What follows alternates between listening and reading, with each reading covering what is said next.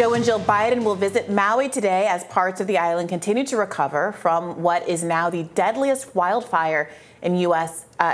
in modern history. However, the president and first lady's reception may be lukewarm. Some residents there say they feel abandoned by the administration. So why aren't you taking care of what you claim to be in charge of rather than sending out all these funds and whatever else you guys are sending to Ukraine or anywhere? Take care of here first. I don't see why any president wouldn't step up and take care of what's part of their, territory. I think it's a stupid move on his part. Biden, yeah, he's an idiot. Sorry. No, not sorry.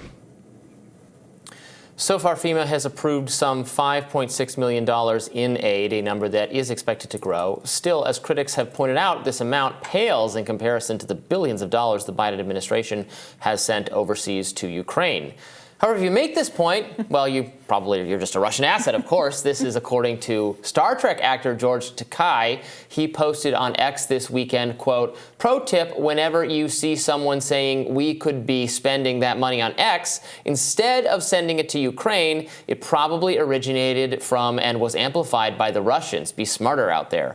I know for some of you, it's hard. He doesn't actually write his own tweets and posts, though, right? Wasn't that like a great unmasking of the, because everybody loved his account for a while. Is that true? And then I thought there was reporting that it's not even him. But well, he's put his imprimatur on it, so he gets to take the glory and the criticism both. All right, never want to shy away from such a smear. Former Hawaii Congresswoman Tulsi Gabbard took to Fox News last night to call out Biden. Let's watch.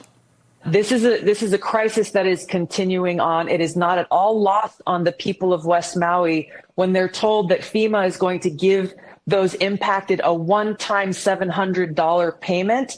And as they look at the news, they're seeing tens of more millions of dollars being sent to Ukraine. Billions. Some of them said, hey, maybe if we just change the name of Maui to Ukraine, maybe then they'll pay attention to us. Yeah, this is really interesting. So it's not just George Takei who's been making this argument. Biden defenders across the spectrum have been saying this. One of those, remember those Gen Z social media activists that were hired by the Biden administration, yes. Harry Sisson, and there's like another one. Harry tweeted out a long missive talking about how stupid everybody is who is falling for this line, and that Biden can only give $700 to each household in Hawaii because that's the limit that FEMA can issue without congressional approval for critical need assistance. But that, I think, is missing the point. The administration would never do anything slightly outside regulatory law. It would just be also, here's unthinkable. The thing. Maybe I've missed it. I don't think I have. But it doesn't seem like the Democratic Party is calling for an emergency congressional session to up that amount of allotment because our American brothers and sisters over in Maui need our help. And at the same time, just days after these fires took place, Biden requested $40 billion additional dollars for Ukraine. So what people are Tulsi's idea was good. They should trick Congress. We're having a special session to find more cluster bombs. We're gonna do a little. We're gonna wrap the presents. That's what the congressmen are gonna be doing, tying little bows on the cluster bomb packages. And then you get them all in a room, say, "Just kidding. This is for Maui." It's so macabre, but I mean, it feels like that's what you have to do. So I mean, this is the thing that the Democratic Party loves to do. They love to say, "Well, we would do more, but Congress and implicitly Republicans won't let us," without actually Congress. Getting to the point where you would force Republicans to have egg on their face by either opposing an actual congressional effort to vote on more aid to Hawaii or not. They just say, well, our hands are tied because you know how Congress is. They know how Republicans are. We're not actually going to call for an emergency session and make everybody come back from Martha's Vineyard to be in D.C. during the dog days of August to actually try to get aid for people who just spent. Remember what these people just went through, crouching by seawalls, treading water in the ocean for hours while they watch everything that they've known and loved in the world burn down in the deadliest wildfire in U.S. history.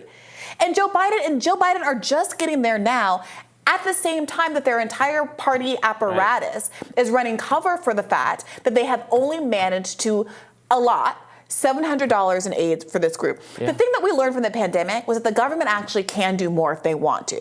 Whatever you feel about it in retrospect, at the time there was broad public consensus and support for issuing $2,000 checks to every single American, not just a relatively small number of people who were affected by this Maui fire. And yet now we're seeing, in the face of what America can do, what feels increasingly like a choice about what they won't do in this moment. Right. Why are the Bidens going to Maui at all? They need to be in Washington. They need to be bringing Congress back to do something. If that's what needs to happen.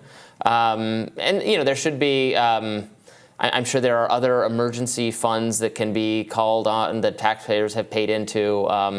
We find we could literally divert some of the money we just approved to send to Ukraine to Hawaii instead. I bet that would be wildly popular with Americans. What are the spending priorities of the actual voters, of the actual people who are taxed to pay for these things, and the actual people who should be having a say?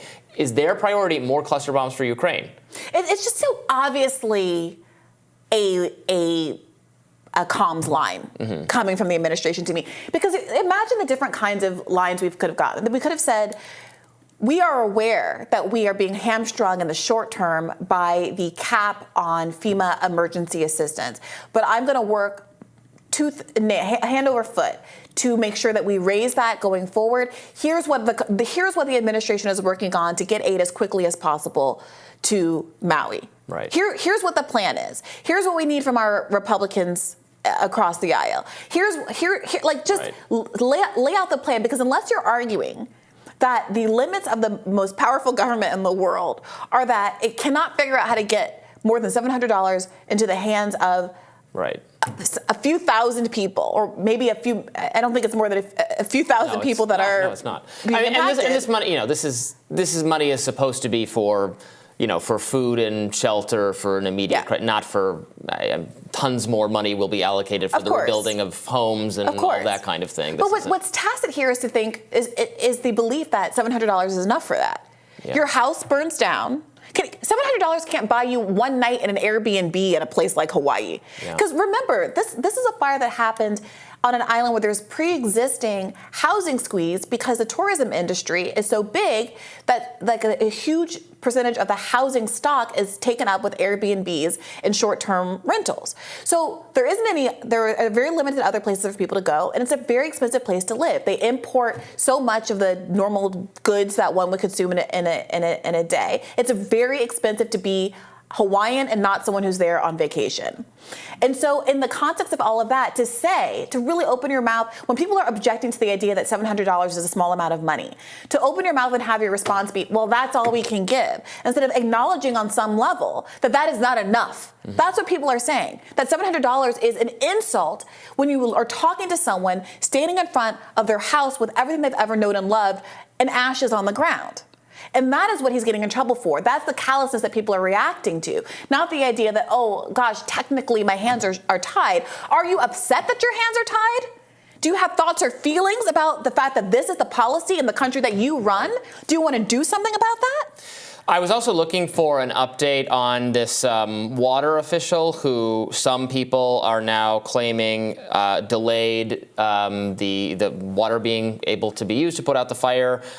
This person has been reassigned, and it looks like there will be an investigation. The Attorney General of Hawaii is looking into it now. Again, it's been seized upon by a lot of conservatives because there's some implication that he's kind of a DEI person, or wanted to ask the water gods for permission or something first. But the reporting I'm seeing on the delay is very much from mainstream sources as well. There was a letter sent by one of the agencies responsible for dealing with the fire, saying that they were like totally asleep at the wheel here. So I very much hope to continue to investigate and hear more about that. Yeah, sometimes it's the woke guy that stops the shooter in the LGBT club. Yeah. And sometimes it's the woke guy that does something wrong, like negligence in stopping a fire or fire management. And maybe it's not about whether somebody is woke or not woke. Not you, I know that you're not saying that's about me. Maybe we should just judge people actually on their actions and how they behave in a certain circumstance and hold them accountable accordingly. More Rising right after this.